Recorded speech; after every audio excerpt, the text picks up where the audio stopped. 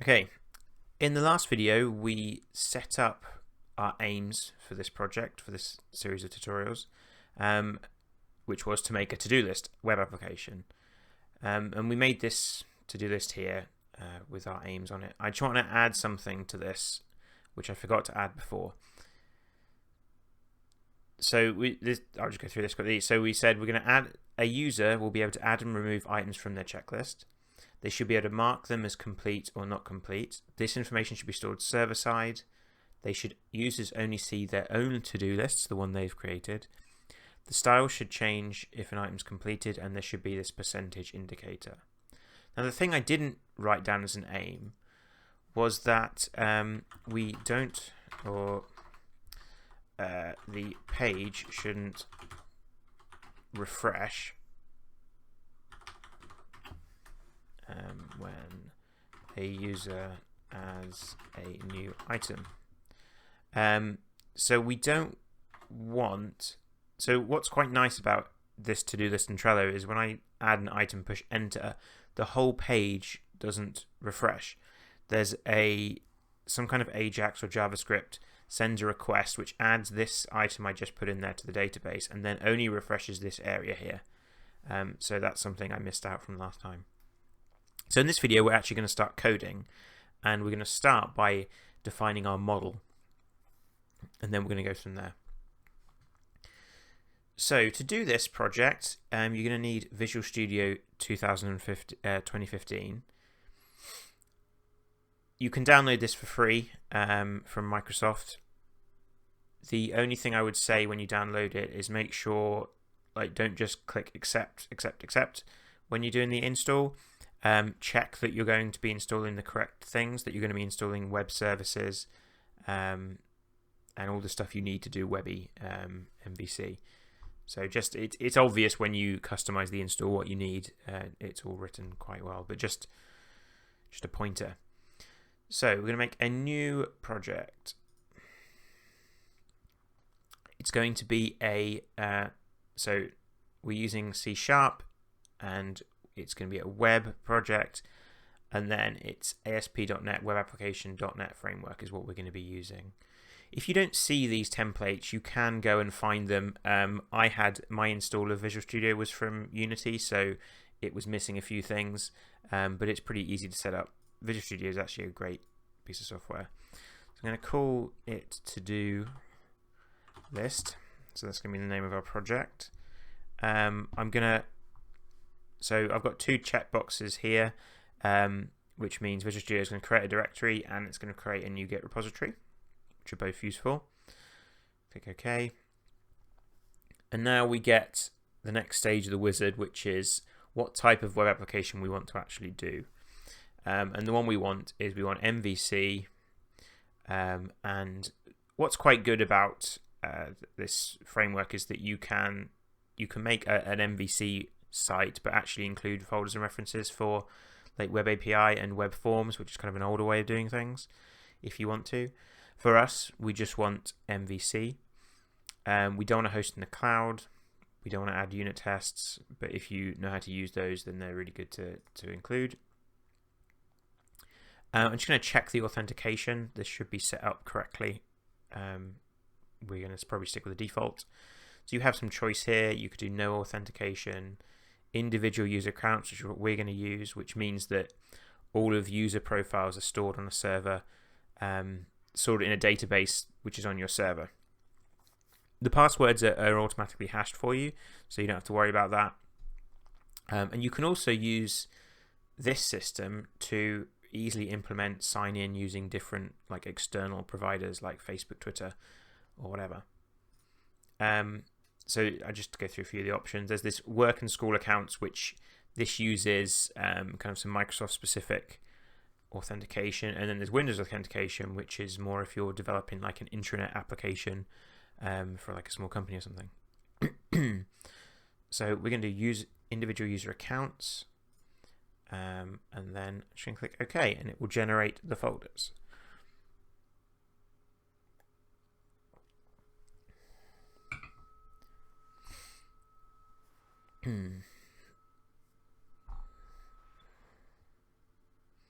Okay, So this is what you're met with when you create a new project, MVC project. This is just a help window, like it's nothing to do with your project. And what you find is you've got a fully working application straight away. So to run it, we click build and run here. It says Google Chrome because that's the browser that is my default browser, so it's going to launch it into there. And then what it does is it starts up a server on your computer, and then it browses to localhost here. So this is kind of the everything default. You can see we've already got like a bunch of pages that we could click on, and they will work. And also we've got register login. So the account stuff is automatically set up for you. You've just got to use it. So let's stop this for now. So as we talked about last time, MVC stands for Model View Controller. And it's a pattern for making an application that separates your data from your logic from your UI and separates those concerns. And the MVC framework in ASP.NET helps you follow that pattern. And it does that through a convention over configuration system. So the whole thing is that the framework relies on you following conventions rather than you going through setup files and tweaking things and configuring stuff. So you can see we've got a bunch of folders, and the most obvious ones to show that how this is working are we've got a controllers folder, a models folder, and a views folder. And obviously controllers is where our controllers are going to live, models are where our models are going to live, and views are where our views are going to live. Sorry if I pause to grab a drink every now and again. I woke up with a sore throat this morning. Okay, so I want to start by creating a model. Now, we're doing a to-do application, so we're going to need something that defines what a to-do item is. So this here is a to-do item. It has a text description. It has some kind of Boolean that tells us whether or not it's done or not. And there'll be some kind of ID. Like each one of these is going to have a unique ID, like a primary key in the database. And also, it's going to have some kind of link to a user so that we know that this to-do item came from me and not someone else. So let's add a model. So what we do, I'm right-clicking on models, go to add, and I'm going to add a class. And I'm going to call this class to-do. Just going to call it to-do. So what we're going to end up having is we'll have a single to-do is going to be a to-do, and then a collection of to-dos are we will call to-dos. Okay, so part of the convention in MVC.NET is that pluralization is important. So we're going to call this just to-do. So what do we want? We want the first thing is a public int, which is going to be our ID. And this is going to be the primary key for this class. Now it's important that you define some default getters and setters for these. We're going to be doing a code first approach, or taking a code first approach to building this application, which means we're going to define our models, our classes, and how they relate to each other in our code, and then the entity framework, which is part of ASP.NET, will build the databases from looking at our code. So it will look at our code, look at these relationships, and build databases. But for that to work, we need to set all of these parameters to public, and we need to make sure they have getters and setters. Okay, next one, public. Let's have our string, and we'll call it description.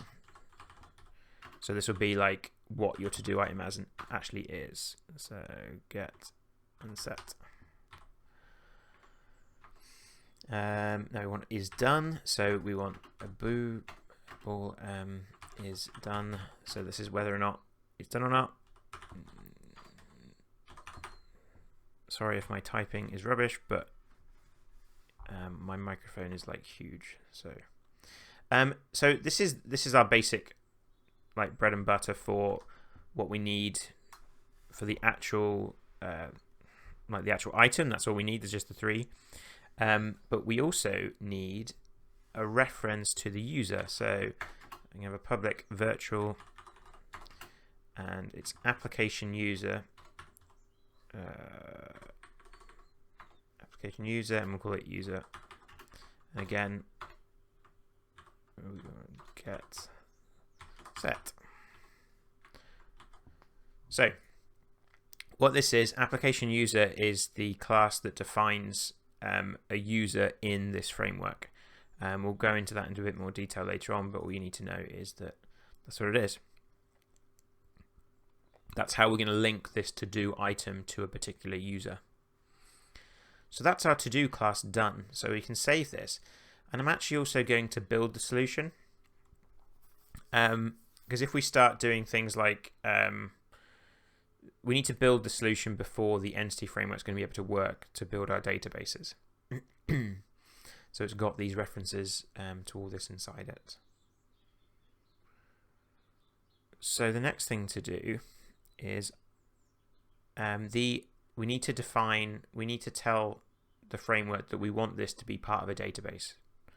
And to do that, we need to define a collection of these items and tell it what database to put it in. There are a few ways you could do this, but I'm just going to show you one of the ways. So if we go to the identity models, this was a model that was created when we created the project and we told it that we wanted user authentication. It created the models, views, and controllers to deal with users. And this identity models is exactly what it sounds like. It's a model for the identity. So what do we have in this class? So here we have a definition of our application user, which that's what this is here. We don't have to worry too much about all this stuff down here. This is to do with like some of the behind the scenes stuff that isn't important right now. What is important is this thing here. Is this application DB context, which is referring to our data access layer, which I think I mentioned last time. Is if we have some kind of DB context, you've got to immediately think this is defining a database. And so in this database, the application DB context, it's inheriting our identity DB context for application user. So this database is going to have our users. It's going to be a database of users, and with all the various things that we have set for them. So what I want to do is I want to add. There's going to be a bunch of tables in here which are defined by whatever's needed for our users in the identity system. So we want to add a table for to-dos. And so the way that we do that is relatively easy. So we add a public DB set, and it's going to be a set of to-do. And we're going to call it to-dos. And we're going to give it getters and setters. Okay, so what this will do is that this class DB set is part of this data access layer. So this is going to be a collection of to-dos that are in a table in this database that's defined by application DB context. Now we could have, if we wanted to, created a new database and put this table in that.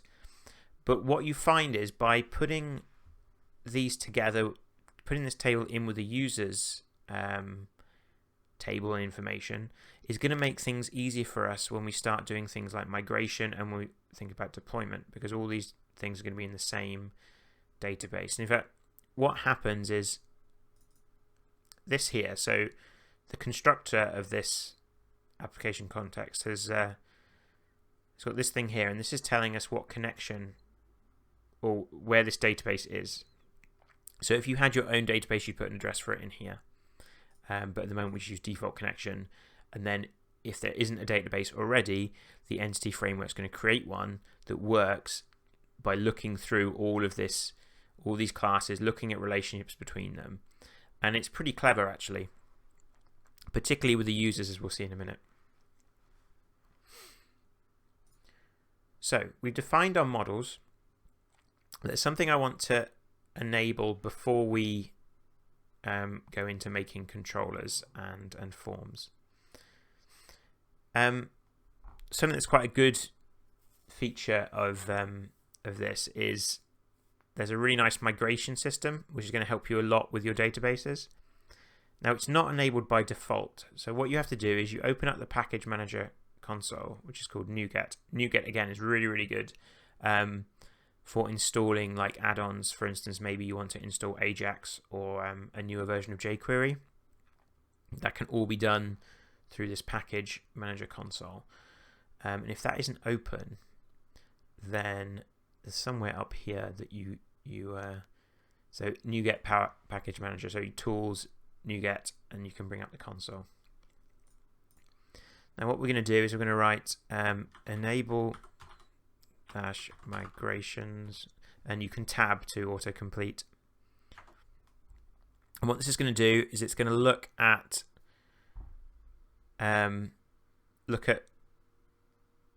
what databases are in our application. So it's only going to find the one that was in identity models, this one, and it's going to make a bunch of classes. If we go, it's added this folder migrations, and we have this configuration class. And what this allows us to do is we can actually start seeding our database when we create it. So when we're testing, we don't want to have to launch our application and create new users every time we test. What we'll be able to do is actually seed some users in here and do it that way. So what actually I might do is I might do that right now. So we'll do that. Okay, so what I'm going to do is I'm going to add a function to our configuration class to add users. So void add users, and that's going to take in the application. It's going to basically take in the same input. So if you see here, we've got this is taking in a data context, which is this. So we're just going to do the same. So here we want to add some users. So let's add new user. So user equals new application. Oh, right. Okay, I've forgotten to do something. So what we will need to do is we need to actually import the right namespace. So we're going to be using asp.net.identity and using microsoft.asp.net.identity.entity framework. So we want a new user. So we're going to create var user equals new application. And just try putting it in, see if it turns up.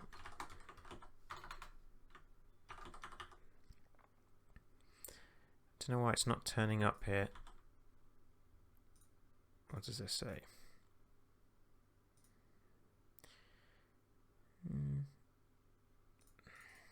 Don't know why this isn't working.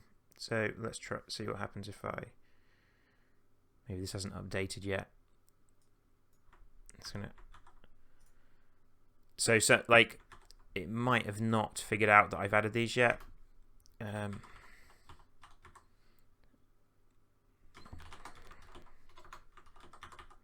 Let's try just doing this.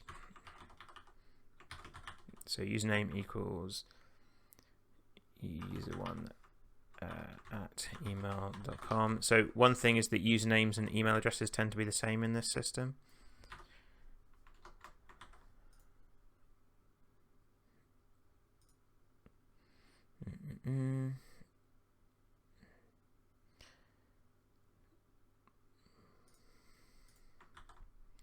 So this is, we haven't, okay, right. So what we haven't got is a reference to our models here. Using ToDo list.models. So that should, right, okay, cool, that's working now. So our application user is defined here. So it's in our namespace ToDo list.models, and we hadn't imported that here. Sorry about that. So we've got our user is new application user, which this is the class that defines our users. Remember, it's the same thing, the application user here. And then we can use the user manager, new user manager, application user, and then new user store application user. And then this is going to be in our context, from our context. Okay. Now, if you're wondering where this is all coming from, don't worry, I will show you in a minute. .create, and then we're going to create the user with a password. Okay, so this set of code will create a user, put it in our data context using a user manager with a password. So where you could get this from is if we go to controllers, we have account controller here, which was made default by the system. And this is what makes all of the registration stuff work. And you can see a similar kind of, if we have the register method here, it's the same kind of thing. So we're adding a new application user. In this case, the email is coming from a form, but that's where you would have, if you were trying to figure this out yourself, that's where you'd figure it out. You could look, this stuff is already in there for you to see. Right, okay, so I've added this seeding function. I need to actually put it in my seed method. So add users, add users context. Okay, so this seed method is called whenever we create a database. Whenever the entity framework creates a new database, and so it will seed it with these users in. And what I can do to actually run this is I can add a migration first. Add migration. I'm going to call it ToDo 1. And this is like for what we're doing here, we're not going to use this migration system to its full potential, but if you were developing an application, you kept changing databases, then this would be very useful. And what it does is it generates a basically like a class or a function that defines this migration. It looks at what the database was set up previously and what it's set up now, and it adds everything you need to do. So here it's creating tables. So all of these ASP.NET roles and ASP.NET user roles, these are to do with the identity stuff, so we don't need to worry too much about those. But here you've got create table to-dos, and it's creating a new table with an int, ID, description, is done, and user ID. So it's using all of these things here to make our new table. It's automatically figured out that ID is our primary key and has set that as such. And it's also figured out the foreign key is the users, then because it knows there's a table of users already, and it's looked down and seen that in this user object there is a user ID, and it's using that as the foreign key in this table ASP.NET users. So where's that? Is down here. So this is this ASP.NET users is a table of these user objects, and it knows, it's seen this relationship and it's created it. And then to create the database, we just type update database,